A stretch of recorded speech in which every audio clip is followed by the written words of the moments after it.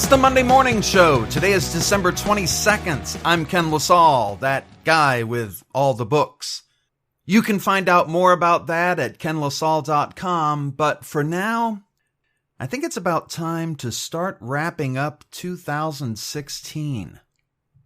This may be my final podcast of the year.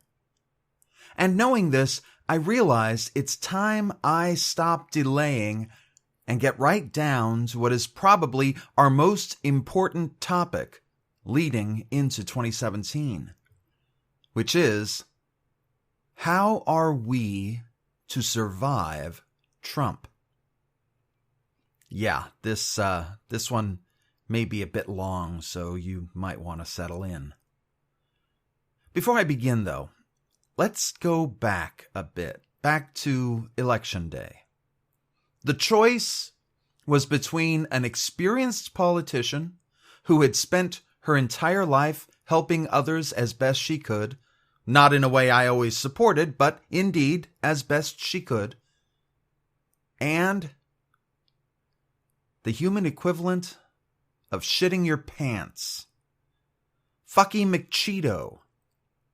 Trump. A single monosyllabic that encapsulates selfishness, greed, hate, pettiness, insensitivity, hollow pride, and deceit. Mind you, none of Trump's traits should come as a surprise, but to explain that, we'll need to go back a bit further. Back around the beginning of this century. Granted, the Republican Party had long ago abandoned the devotion of such public servants as Abraham Lincoln, Dwight D. Eisenhower, hell, even Gerald Ford.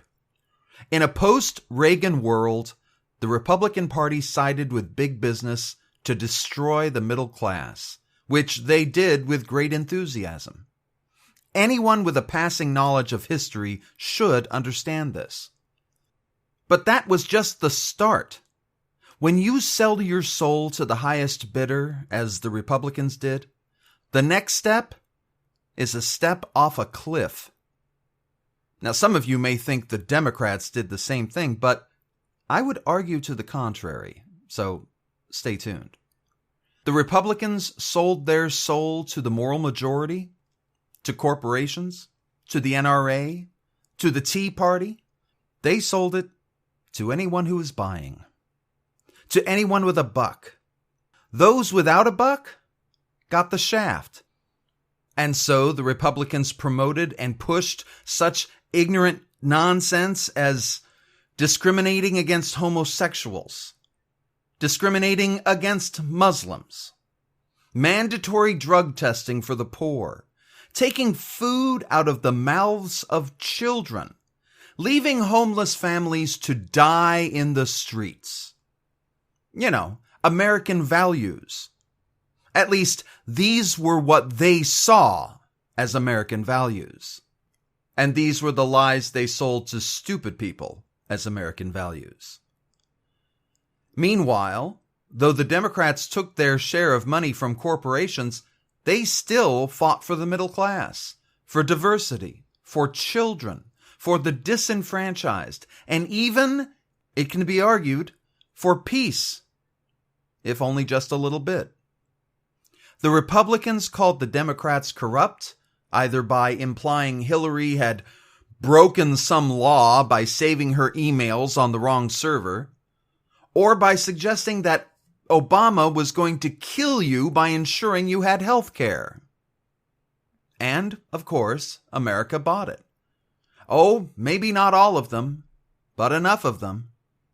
And when Trump hit the scene, America gobbled that up like fresh shit, which is all the Republicans are going to give you. Fresh shit. There was little new about Trump. His disregard for the American people wasn't new back when Grover Norquist said he wanted to kill the American government in a bathtub. His racism wasn't new when Medgar Evers was lynched. His hatred wasn't new when the American Nazi Party was founded back in the 50s. There's nothing new about Trump.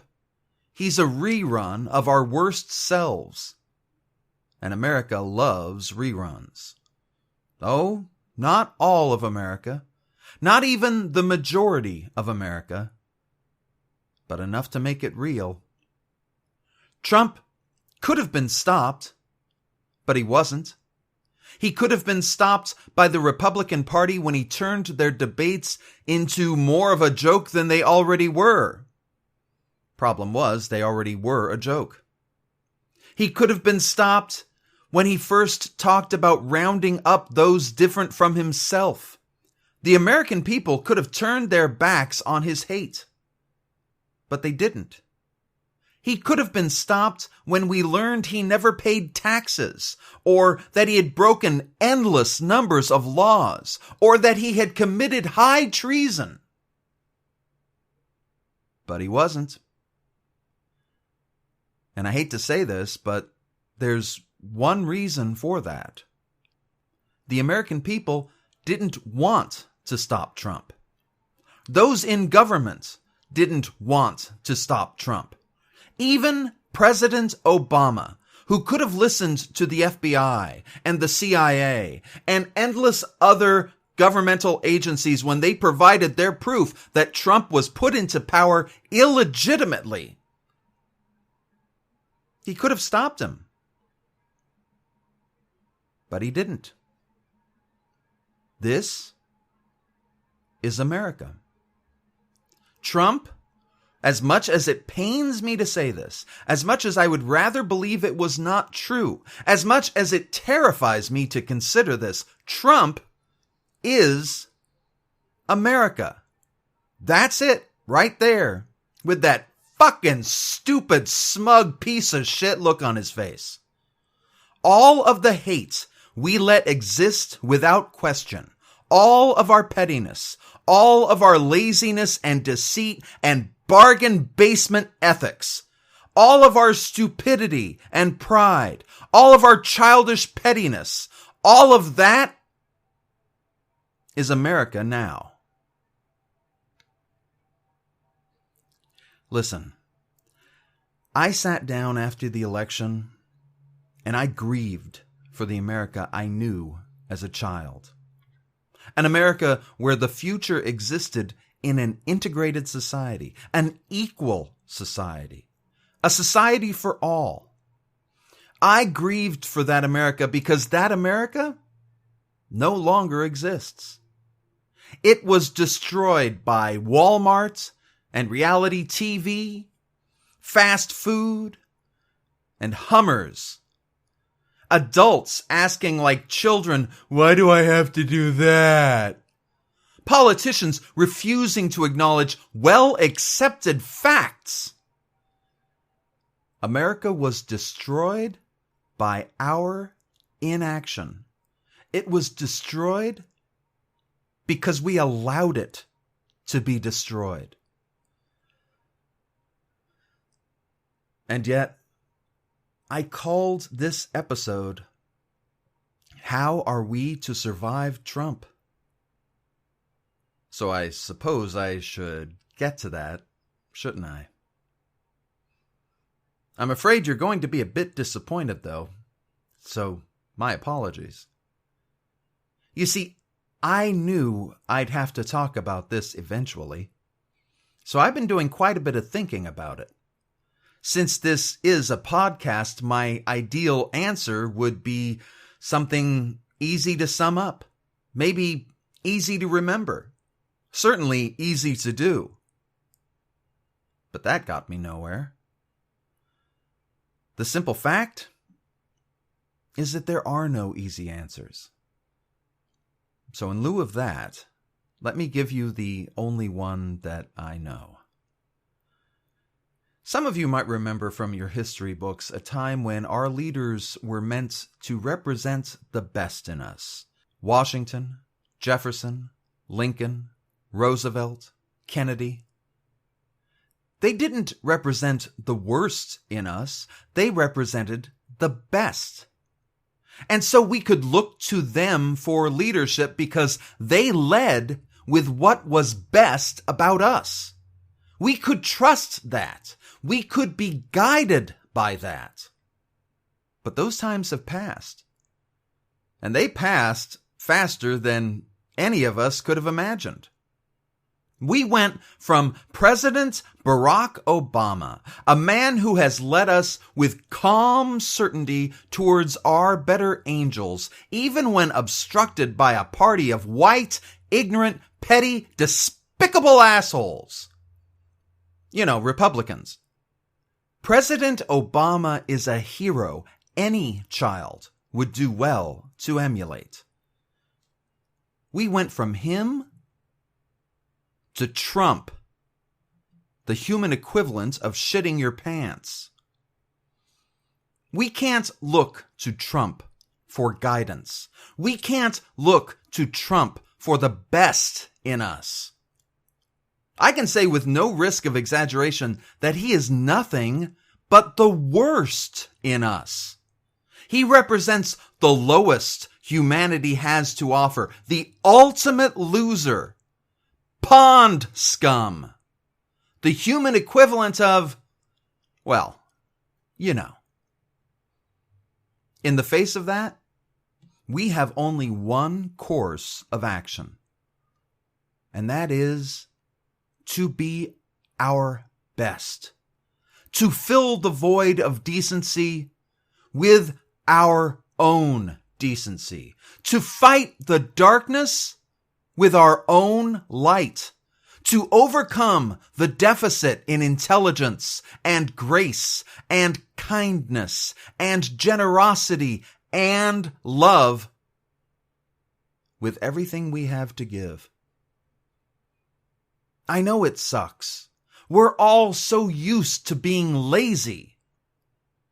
But I promise you, if we continue down this path, if we allow this empty suit to drag us down, if we make this pathetic excuse for a human being our leader in more than just his illegitimate, stolen, shamed, and worthless title, then we will truly deserve what we have brought upon ourselves. We will truly have turned away from what once made America great. We can't allow Trump to destroy our nation. I'm not talking about geography. I'm talking about the light that people throughout the world have looked towards for hundreds of years. Despite all the horrible things America has done, it has represented the best in humanity for so many years. The democracies of the world were not inspired by America because we were Trump. The Nazis were not defeated because we were Trump. We did not land on the moon because we were Trump. We're better than Trump. We're all better than Trump. And now we all need to prove that we are better than Trump. That means reaching out to your neighbor, no matter their skin color or religion. It means cleaning up our neighborhoods and fighting against the corporate machine that would destroy our planet. It means educating our children at home when they don't get a proper education at school. It means being a smarter consumer. It means turning away from crap TV and crap everything. It means bonding together as a nation against Trump. It means showing him and everyone who supported him that they might be shit, but we are not. It's the only way we're going to change minds. It's the only way we're going to heal our nation. It's the only way. I'll try to record one more podcast before the end of this year. But until then, or in case I don't, be good to yourself, be kind to others, and let's make this world a better place.